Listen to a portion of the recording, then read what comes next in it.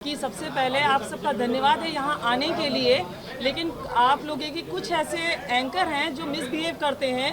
पीड़िता अगर शोषित है तो उसका शोषण करते हैं, उन चीज़ों का ख्याल रखिए। क्योंकि परसों मैं प्रमुख सचिव के यहाँ गई थी, कुछ मिसबिहेव किया गया, इसका ज़रूर ख्याल रखिए आप लोग। और मुद्दे सिर्फ एक छांगुर का मुद्दा नहीं है, सिर्फ छांगुर एक गैंग का सरगना है। गैंग का सरगना सारे काम को एग्जीक्यूट नहीं करता है, वो उसके जो उसके अंदर में काम करते हैं वो करते हैं। इसमें गैंग के जो सक्रिय सदस्य हैं वो काम करते हैं। सरगना पकड़ा गया है। अगर आप उस प्लेस पे जाएंगे, पूरी बिल्डिंग को जमींदोज नहीं किया गया है, आधी ही बिल्डिंग को तोड़ा गया है जो इलीगल थी, बाकी को नहीं तोड़ा गया है। मीडिया के जरिए से मुझे पता चला है कि आधी बिल्डिंग तो खड़ी है यूं ही। और किस पीड़िता को न्याय मिला है? ये खेल आज से नहीं चल रहा, बहुत पुराना चल रहा है। अगर इसमें कुछ नाम लिए जाएंगे, कुछ की अरेस्टिंग हो गई, तो ये 40 साल पुराना खेल निकलेगा जो सबूत के साथ मिलेगा आप सबको। जिसमें मेरे पास जो आया था लड़का, उसका नाम अमित था, उसका असली नाम था अबू आमिर अंसारी। उसने अपने आप को अमित इंट्रोड्यूस किया था और अमित की पूरी फैमिली मुझसे मिली थी। उसकी पूरी फैमिली हिंदू इंट्रोड्यूस करके मिली थी मुझसे।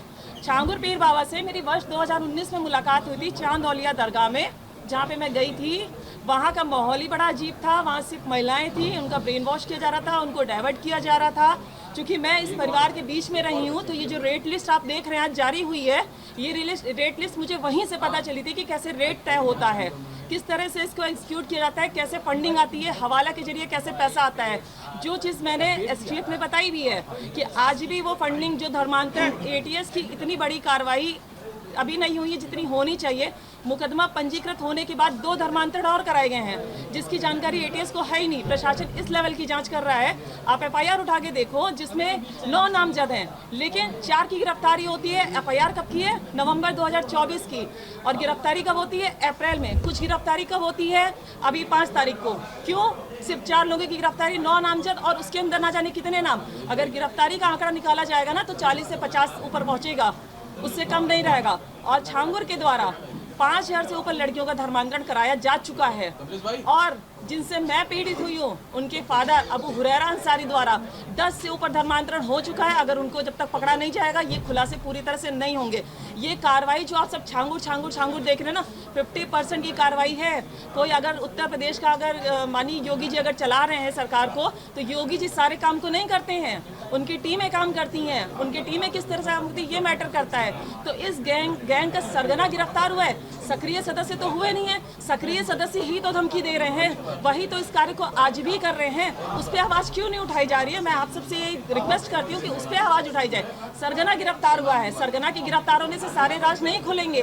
राज वहाँ से खुलेंगे जो सक्रिय सदस्य अभी भी काम कर रहे हैं, जो धमका रहे हैं, वो राज खोलेंगे जब उनको पकड़ा जाएगा। तब तक की राज पूरे खुलने वाले नहीं है। क्योंकि छांगुर एक मास्टरमाइंड था। उसने आप देखें तो प्रॉपर्टी उसकी ज़्यादातर अपने नाम से नहीं है, दूसरों के नाम से उसने प्रॉपर्टी ली हुई है, दूसरों के नाम से वो खेल खेल रहा है।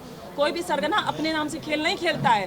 फंडिंग हुई है, रेट तय किया गया है, फंडिंग का पैसा किसी पीड़िता को नहीं मिला। किसी से भी आप पूछ लीजिए। ये जो अमाउंट आता है हवाला के जरिए से आता है, ट्रांजैक्शन हुए नेपाल के जरिए से आता है। नेपाल का बहुत बड़ा इसमें सहयोग रहता है, वहाँ से आने जाने का, पैसा लाने का। हवाला के जरिए से लखनऊ के अंदर मैंने जगह बताई है एसटीएफ को, किस जगह से पैसा आता है, कहाँ से लिया जाता है, कैसे ट्रांजैक्शन किया जाता है, कैसे डिस्ट्रीब्यूट किया जाता है। मैंने पूरी डिटेल उनको दी हुई है। और पैसा किसी पीड़िता को नहीं मिलता है, पैसा इनको मिलता है।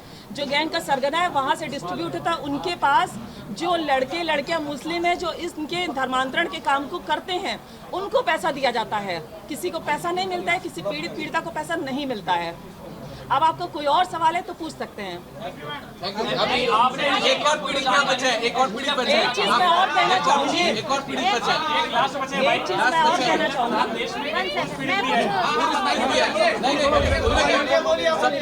मैं ये कहना चाहती हूँ कि सबसे ज्यादा जो हमें जरूरत है, सुरक्षा की जरूरत है, आर्थिक सामाजिक सुरक्षा की जरूरत है। अगर हमें ही कुछ करा दिया जाएगा तो ये बताइए, आज जो हम यहाँ पे बैठे हैं, जो आप लोग यहाँ पे आए हैं, कौन इनको लेकर आएगा? हमें ये बताइए, कोई लेकर आएगा क्या? किसी को, कोई किसी को नहीं लेकर आएगा। अगर कोई आवाज उठा रहा है, विश्व हिंदू रक्षा परिषद द्वारा आप सबको बुलाया गया, वो सहयोग कर रहे हैं, वो आवाज उठा रहे हैं, तो आप हमारी सुरक्षा को भी ध्यान में रखिए। और हम मुख्यमंत्री से बहुत जल्द मिलने वाले हैं, उनसे मुलाकात करेंगे, मुख्यमंत्री से मिलकर पूरा प्रकरण बताएंगे, क्योंकि प्रमुख सचिव से मैं मिल चुकी हूँ। थैंक यू हो गया दादा, आप बोलिए। दादा बोलो, दादा बोलो।